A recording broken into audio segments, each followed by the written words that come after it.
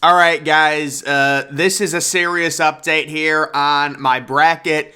And before I get roasted, let me just say my piece. Let me say my piece, and then people can say whatever they want about my bracket and about this current situation in March Madness. Guys, the idea that 0-1 seeds would make the Elite Eight, it's unheard of. It's basically impossible. And it happens, and now I'm left. I'm not making excuses, but I'm going to blame the pandemic for this, because when you think about it, it gives kids an extra year, and other people were actually saying this to where, the teams are just so even this year. It's crazy. I'm blaming the pandemic for the reason my bracket, yes, it actually is in the 61st percentile, and yeah, the coin flip bracket did outperform my bracket. Filth, absolutely grotesque. But no, I totally understand people are angry, things like that. All I can say, based on all the history that we know, this was statistically impossible, what has happened this year. It's statistically impossible. And I said Purdue was a fraud. I said Alabama wasn't going to make the Final Four. So I nailed a few things, but yeah, no, I definitely got some stuff wrong. My bracket at this point, with Houston as the national champion, it's taken on significant water, and I think that's putting it lightly. I mean, this is the equivalent of the Titanic snapping in half. That's where my bracket currently is, and if UConn loses today, my bracket will be just completely sunk. So yeah, I'm in the 61st percentile, and I really don't have a high max looking at it. The analytics bracket, it's taken on water as well. It's in the 66th percentile. The chalk bracket's in the 78. The coin flip bracket, it's really all I have left. It's all I have. No, I actually do have a few. I do have a few that are doing, that still have a chance. If UConn wins the national title, this bracket will probably finish in the 99th percentile, and so will this bracket. This is in the 96th percentile. Rest in peace. UCLA, rest in peace. 98th percentile, Houston, rest in peace. Obviously that looks really good right now, but when, whoever wins the national championship, this bracket's going to get crushed because you get such a big multiplier for picking the national champion. 93rd percentile, rest in peace. 91st percentile, rest in peace. This is statistically impossible. Now, guys, I'm going to give everyone a full breakdown on what happened yesterday, and then we're going to preview the Elite Eight games today. All right, so my goodness, karma is a you-know-what. Wow, guys, did I not say, listen, I don't like this Alabama team because of karma, and not only does Alabama lose before even making the Elite Eight as the number 1 overall seed, Brandon Miller, statistically, one of the worst performances. We're going to get into the actual numbers. San Diego State, congratulations are in order to them. This is what we feared. If Alabama, I said it yesterday, Alabama doesn't make threes, they're going to lose this game. That's exactly what happened. 3 of 27 from 3. Is it a fluke? Yeah, but this is what happens in March. If you're so reliant on threes and you're not making them, even though San Diego State only shot 59% from the free throw line, look at San Diego State's shooting numbers. 37%, 35, 59, and they win. Both of these teams just destroying the offensive glass. A combined 37 offensive rebounds because there were so many missed shots, and it plays right into San Diego State's advantage. Now getting to Alabama, this tweet, Alabama head coach Nate Oates is expected to lobby for Bama to simply be put into the Final Four. Vegas would likely have them as a top 4 team after this weekend, and frankly, that's more important than the little things like a loss here. No, you know what I'm going to say about Alabama?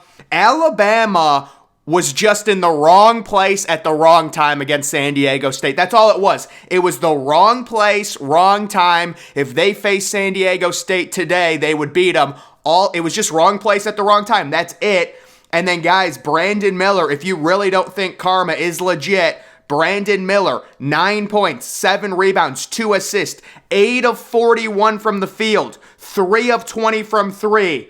We're talking about the lowest field goal percentage in an NCAA tournament, minimum 35 field goal attempts since 1985. This is absolutely crazy. Please, guys, be good people. There is karma if you do bad things. And I'm not trying to hate on Brandon Miller. I'm saying the whole situation, even Nick Saban comes out and admits, this is ridiculous. They should have at least suspended him and done an internal investigation into what was going on. But this is what happens, guys. I'm telling you, that's why I did not pick Alabama to make the Final Four. And they end up losing to San Diego State. And you know what? I mean, San Diego State... Sure, is it a little luck? Yeah, 3 of 27 from 3, but congratulations to them. Next, oh my goodness. Guys, what Miami University, what Miami basketball has done to me, I mean, this is borderline Adam Schefter tweeting out assault levels of issues with Miami. So Miami shoots 52%, so this is amazing. Miami shoots 52% from the field. Right? They're one of the worst defensive teams. Actually, they're the worst by far defensive team left in the field. And Houston, 37%. And, you know, Miami getting the transfer pack. That kid goes 7 of 10 from 3. You've got to give credit to Miami, but this is a shocking thing. This is how the tournament is, though, guys. Think about it just a few weeks ago. Miami was down by 7 points with 5 minutes left against Drake in the first round, and I was doing a victory lap because I called that upset, and now I'm sitting here looking at Miami University going to the Elite Eight, possibly the Final Four. This is what the tournament is. I've been put through the ringer with this. And you know what? These 1 seeds are total frauds. Houston, whether they're healthy or not, the problem with, I mean, listen, it is what it is. Is there a situation, is there a world where Houston wins the entire thing? Yes. A lot of this is just game by game. I'm not going to hate on Houston too much. They had more offensive rebounds. They made their free throws. They just couldn't shoot. And it's not like Miami is this great defensive team, analytically at least. But you have to give credit where credit is due.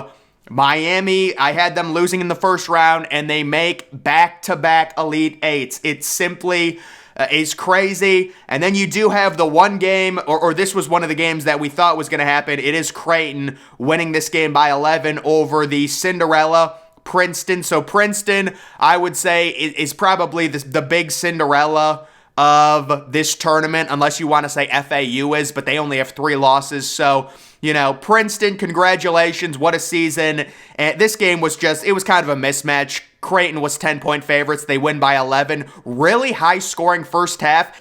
And I give Princeton credit for really hanging in there in the first half, you know, being down 47-43. They were really fighting, but Creighton is just better, and it finally caught up. The talent difference finally caught up, and Creighton will be advancing. So Creighton has a real chance to make the Final Four. They've got a matchup with San Diego State, and we'll be talking about that game. Next, you do have Texas beating Xavier by 12, so I have to give Texas credit here. This was just a domination. There's really there's no point in looking at the stats. Texas was winning this game by 15 points the entire time. It was, you know, the only way Xavier was going to be in this game and possibly win it is if they made a bunch of tough shots, and they didn't. I believe they shot like 29% from the field in the first half or something, or maybe it was 37, I don't know, but it was really bad. They couldn't make a 3 early, and this was just a mismatch. I'm not even going to lie. So Texas, I know I had a bad vibe with them. I think they got a good draw, but I will give them credit. They did beat Xavier very easily in that one. And then we do have the matchups that are happening tonight for a spot in the Final Four. It's going to be Florida Atlantic taking on Kansas State. So Kansas State, you know, started as 1-point favorites. There's been a lot of money coming in on Kansas State. That really doesn't surprise me. For as good as FAU is, Kansas State, based on their guard play, we know guard play wins you games in March.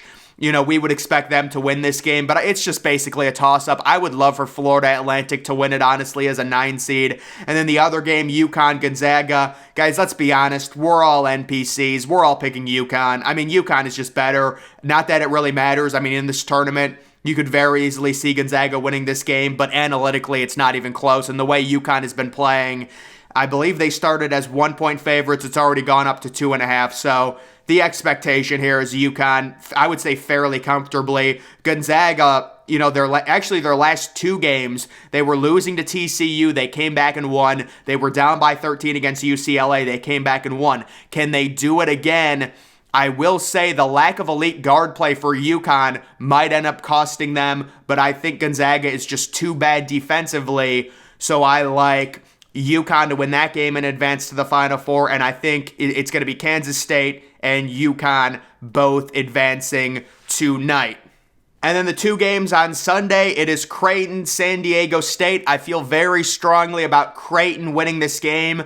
To me, it has to go perfect. Like, Creighton would have to shoot really bad for San Diego State to win. Creighton's playing really well right now. They're sitting -1.5.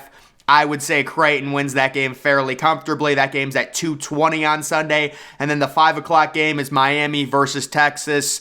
I don't even think I should make a prediction on this one. I did not expect either of these two teams to be in this game. You've got Texas sitting as 4-point favorites, right? So I just can't trust Miami with that defense, but this is March Madness. If they start off the game 7 of 10 from 3, let's be honest, Texas is probably going to be screwed. It depends who's shooting well that night.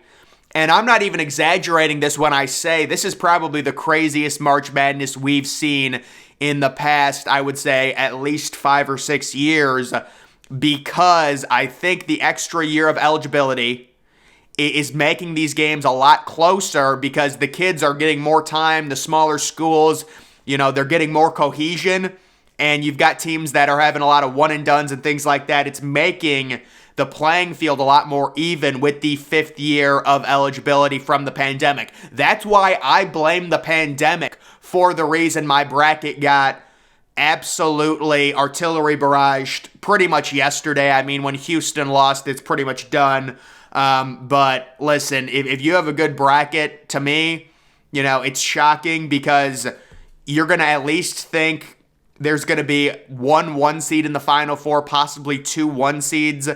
And, I guess the only other thing I could say is maybe if you had Texas in the Final Four, but other than that, it's like, who is maybe Kansas State, but that's a shocking pick if you actually pick Kansas State to the Final Four. UConn is the one. So UConn is the one that one is kind of chalky. If UConn makes the Final Four, even though they're a 4 seed, that's the one that I could see, and that's the one I picked. Florida Atlantic, Kansas State, that's shocking to me, especially look at FAU. FAU had a buzzer beater layup against the 8 seed Memphis. Memphis has to be kicking themselves right now. Memphis was 1 possession away from basically a guaranteed trip to the Sweet 16 because they would have faced Fairleigh Dickinson and possibly going all the way to the Final Four. So Memphis has to be fuming right now. And then the other matchups, I know a lot of people have Texas. If you do, that's going to help your bracket. Pretty much everyone I know, a lot of us had Arizona or Alabama from that South region. Creighton and San Diego State, it's very surprising because Creighton has been a very inconsistent team throughout the season. They have analytically been really good, but overall, you look at their games, San Diego State really just is not good on offense. They need teams to shoot really badly. They do play really good defense. I will give them credit for that. But that is just kind of my thoughts on the games coming up, guys. That's going to do it for this March Madness update. Make sure you're following me on Twitter. Link to that's always in the description. I'm, of course, the Depressed Ginger. Thank you for watching.